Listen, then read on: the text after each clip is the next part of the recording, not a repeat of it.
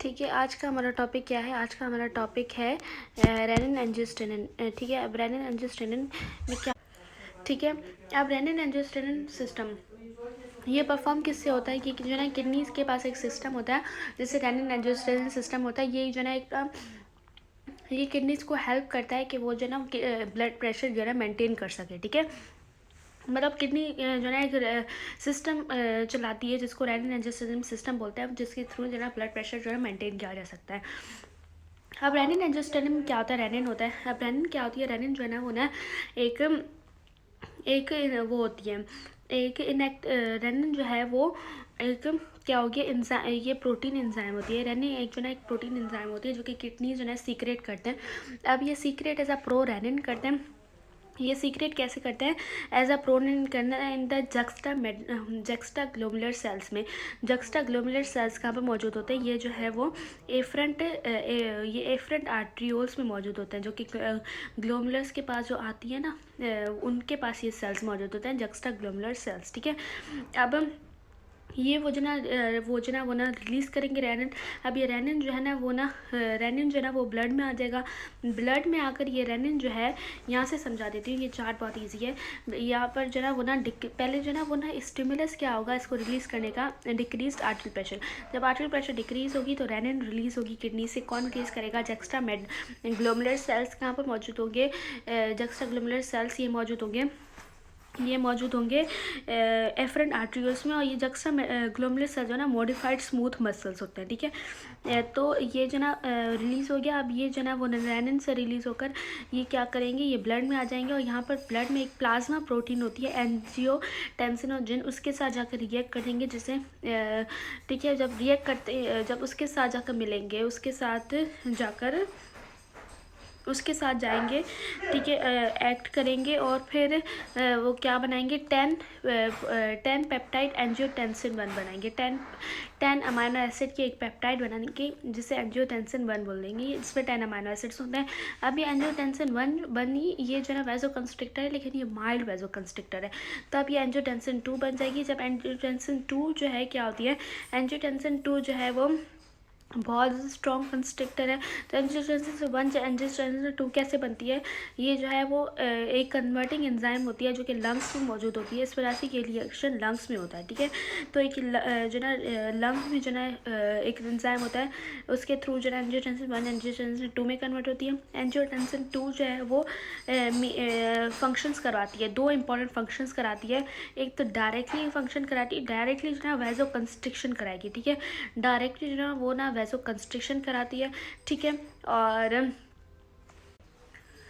और दूसरा ये जो ना renal retention and salt and water करवाती है डायरेक्टली। और इनडायरेक्टली फंक्शन कैसे करती है? इनडायरेक्टली जो है ना वो एंजियोटेंसिन जो है ना वो ना रिलीज क्या करवाती है? एड्रेनल ग्लैंड को कॉज करवाती है कि वो अल्डोस्टेरॉन रिलीज करे। यहाँ पर लिखा हुआ है कि एड्रेनल ग्लैंड को कॉज कराती है कि वो अल्डोस्टेरॉन रिलीज करे। जब अल्डोस्टेरॉन रिलीज होगा तो in response salt and water retention होगी। अब ये सब हो जाएगा ना, जब वैसे सॉल्ट एंड वाटर रिटेंशन होगी तो कार्डियक आउटपुट इंक्रीज होता है। जब कार्डियक आउटपुट इंक्रीज होती है तो फॉर्मूला था blood pressure is equal to cardiac output multiply by peripheral resistance. तो कार्डियक आउटपुट इंक्रीज हुआ तो आर्टरी प्रेशर इंक्रीज हो गई। जब वैसे कंस्ट्रिक्शन इंक्रीज हुई जिसकी वजह से पेरिफेरल रेजिस्टेंस इंक्रीज हुआ, जिसकी वजह से भी आर्टरी प्रेशर इंक्रीज। ठीक है, अब जो टॉपिक है वो है कि ना रैपिडिटी एंड इंटेंसिटी। पहले बताऊंगी रैपिडिटी। जब रेनिन एनर्जी सिस्टम की जो है ना रैपिडिटी बहुत कम होती है, यहाँ पर रैपिडिटी के बारे में लिखा हुआ है कि रेनिन एनर्जी सिस्टम जो है वो ना उसको 20 मिनट्स लगते हैं फुली एक्टिव होने के लिए। मतलब रेनिन एनर्जी सिस्टम बहुत ज़्यादा स्लो होता है as compare to nervous control हो गया और ये सारे रेगुलेशन हो गया, लेकिन ये बहुत लॉन्ग टर्म होता है। ठीक है, सेकंड बात आते हैं इंटेंसिटी के बारे में। इंटेंसिटी रेनिन एनर्जी सिस्टम की जो ना इंटेंसिटी बहुत ही ज़्यादा होती है एज़ कम्पेयर टू नर्वस या बाकी सिस्टम से। इसकी इंटेंसिटी बहुत ही ज़्यादा होती है। अगर छोटा सा हेमरेज भी हो जाए तो वो भी जो है उससे जो ना कंपनसेट कर देता है रेनिन एनर्जी सिस्टम और ये आर्टरी प्रेशर बढ़ा सकता है। ठीक है, अब इसके बाद जो टॉपिक है ये एंजियोस्टेनिन का फंक्शन डायरेक्टली और इनडायरेक्टली। मैंने बता दिया कि डायरेक्टली कैसे फंक्शन करता है, इनडायरेक्टली कैसे फंक्शन करता है। ठीक है, अब ये भी वही है बात है। ठीक है, इसके अलावा नीचे वाला भी यही बात है ठीक है। उसके बाद है रोल ऑफ रेनिन एंजियोस्टिनम। जब रेनिन एंजियोस्टिनम का रोल जब लार्ज वेरिएशन आता है सॉल्ट इंटेक में, क्या होता है कि अगर क्या होगा कि ना सॉल्ट इंटेक कैसे जो ना सॉल्ट इंटेक ज़्यादा ले, लेकिन रेनिन एंजियोस्टिनम जो है ना वो ना, लेकिन आर्टरियल प्रेशर जो है ना उसको मेंटेन ही रख पाए।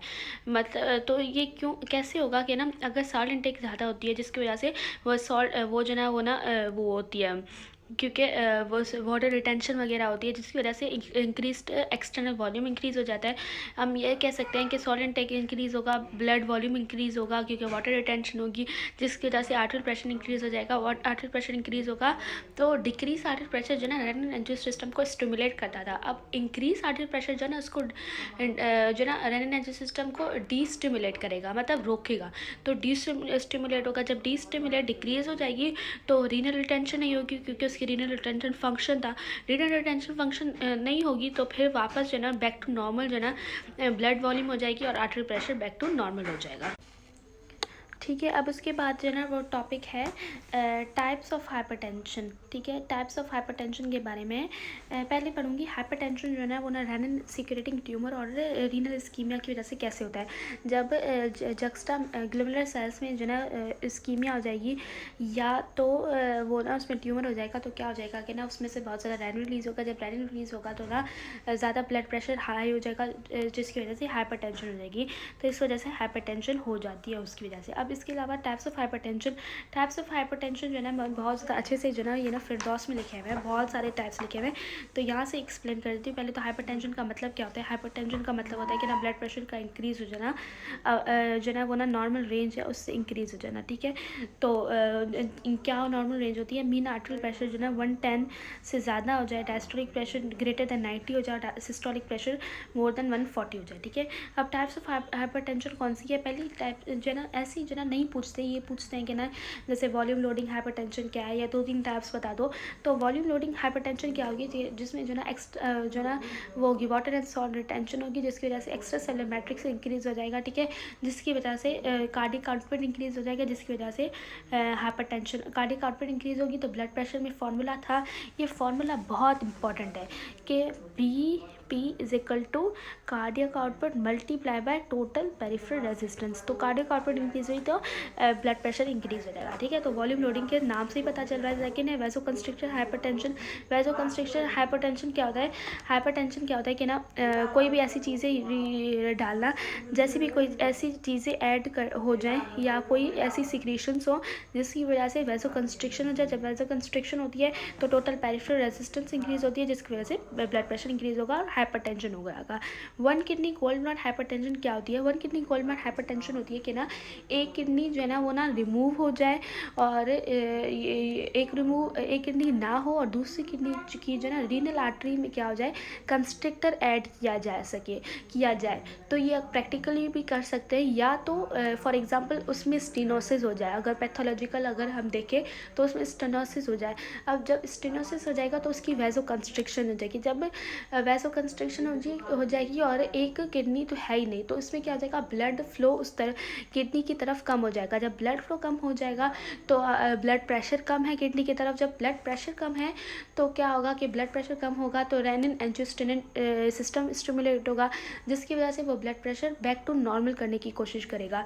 तो यहाँ पर जो ना ये गाइटन में जो है वो ना ये वन गोल्डमैन जो है रिएक्शन बहुत अच्छा समझाया गया है कि जब ब्लड फ्लो जो है ना बहुत कम हो जाएगा, जिसकी वजह से रेनिन एंजियोस्टेनिन सीक्रेट होगी, रेनिन रिलीज़ होगी। ठीक है, तो अब रेनिन रिलीज़ होगी। पहले प्रेशर कम था जिसकी वजह से रेनिन जो है ना रिलीज़ हो। रेनिन जब इंक्रीज़ होगी तो सिस्टमिक आर्टरियल प्रेशर इसमें इंक्रीज़ हो रहा है। ठीक है, सिस्टमिक आर्टरियल प्रेशर इंक्रीज़ हुआ, जिसकी वजह से प्रेशर इंक्रीज़ होने की वजह से फिर रेनिल सीक्रेशन डिक्रीज़ हुई। ठीक है, तो ऐसे जो ना ये वन गोल्डमैन जो ना वो ना हाइपरटेंशन होती है। टू किडनी गोल्डमैन हाइपरटेंशन क्या होती है।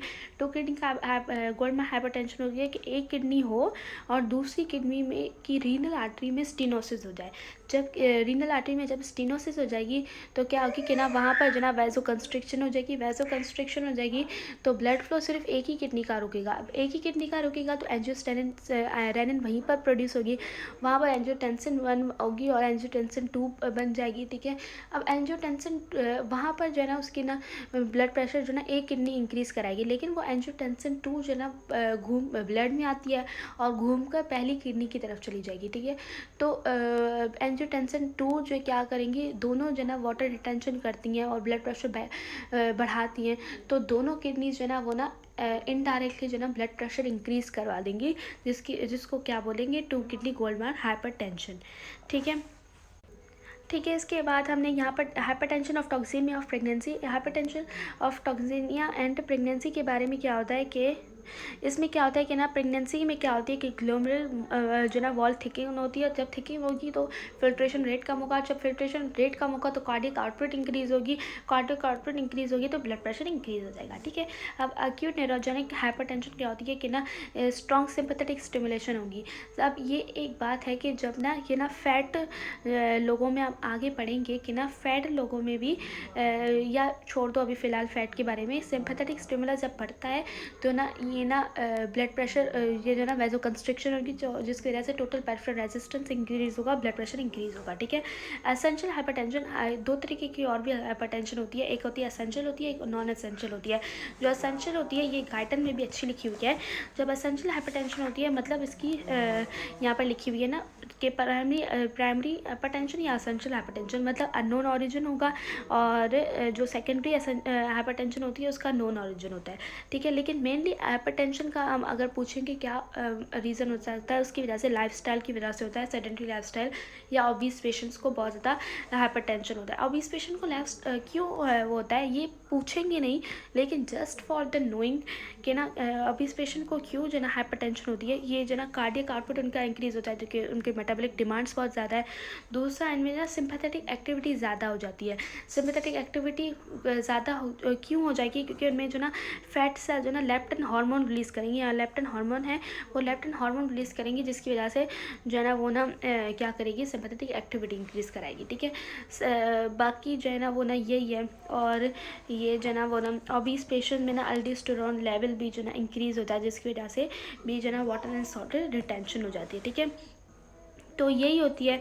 और एक ये टर्म्स याद कर लूँ कि इनसेंसिटिव एसेंशियल हाइपरटेंशन क्या होती है, सॉल्ट सेंसिटिव हाइपरटेंशन क्या होती है। इनसेंसिटिव सॉल्ट इनसेंसिटिव होती हैं कि ज़्यादा सॉल्ट लेगा तो उनको ज़्यादा फ़र्क नहीं पड़ेगा, लेकिन सॉल्ट सेंसिटिव एसेंशियल हाइपरटेंशन वो होते पेशेंट जिनको थोड़ा से भी सॉल्ट लेने से जो है ना बहुत ज़्यादा फ़र्क पड़ जाता है, ठीक है।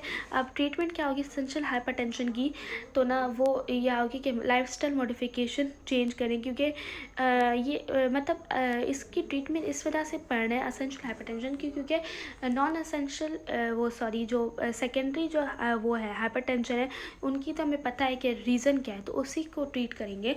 बाकी जो एसेंशियल हाइपरटेंशन उनके रीजंस नहीं पता, तो उनके रीजंस मेनली जो ना सेडेंटरी लाइफस्टाइल होते हैं, तो उसी को ट्रीट करने के लिए ये ट्रीटमेंट है कि सेडेंटरी लाइफस्टाइल ठीक करेंगे वैसो। और उसमें क्या क्या होता है कि कार्डियक आउटपुट इंक्रीज़ होता है, किसकी वजह से, वो जो है वो ना सॉल्ट एंड वाटर रिटेंशन की वजह से। तो ऐसी चीज़ें यूज़ करेंगे जो सॉल्ट एंड वाटर रिटेंशन कम कराए। तो यहाँ पर लिखा हुआ है न्यूरेटिक और डियूरेटिक ड्रग्स, जो कि ये होंगी कि ना सॉल्ट एंड वाटर रिटेंशन कम हो और ज़्यादा एक्सक्रीशन हो, ठीक है।